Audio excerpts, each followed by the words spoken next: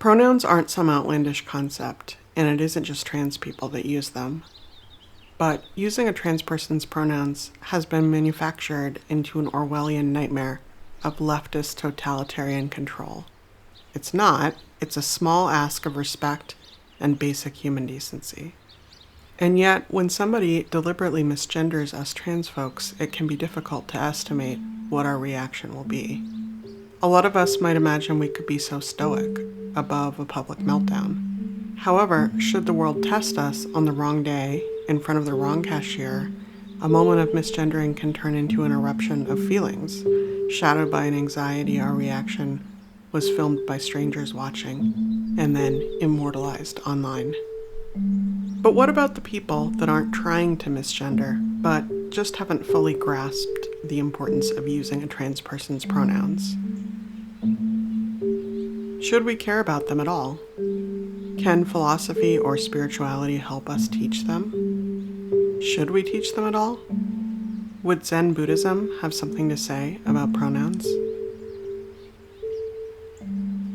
First, it's not a trans person's job to teach about pronouns, or at least that's the popular mantra of our times. But we don't necessarily have to believe that something has to be our job in order for it to be worth doing. Volunteer work, activism, charity, none of these have to be a person's job in order to be highly rewarding things. Another reason why we believe it's critical for us to explain the topic of pronouns is the well-documented and published fact of how social media like Facebook and search engines like Google use algorithms that favor transphobic content. Yes, this is the online world we're currently navigating. It may be exhausting for a transgender person to explain why saying she, her, or he, they matters, but it's quite dangerous now to just tell people to go Google it. If we don't explain ourselves, then the wrong people will. If anything, a patient, compassionate response can at least challenge this misinformation. One idea from Zen Buddhism is non-attachment.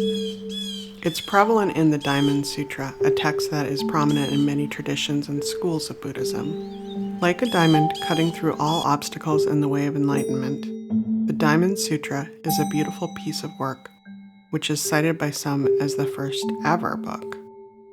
One wise passage from it may lend us a framework for dealing with others. The Buddha told Subhati that in order to liberate others, bodhisattvas must do so without being attached to the perceptions of self, a being, or liberation. Liberation without attachment to liberation. Classic Zen.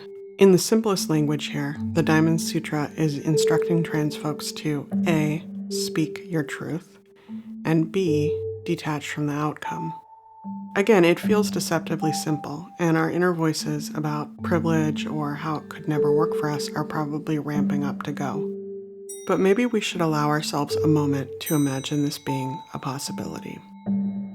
We can meet the heart of another person, a potential trans ally, without being automatically defensive, and leave them with a memory in which they weren't treated as defective for being uninformed or unskillful.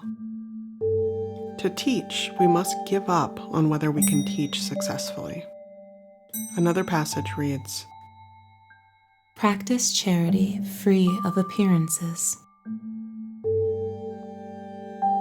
Let's be charitable to ourselves a little more.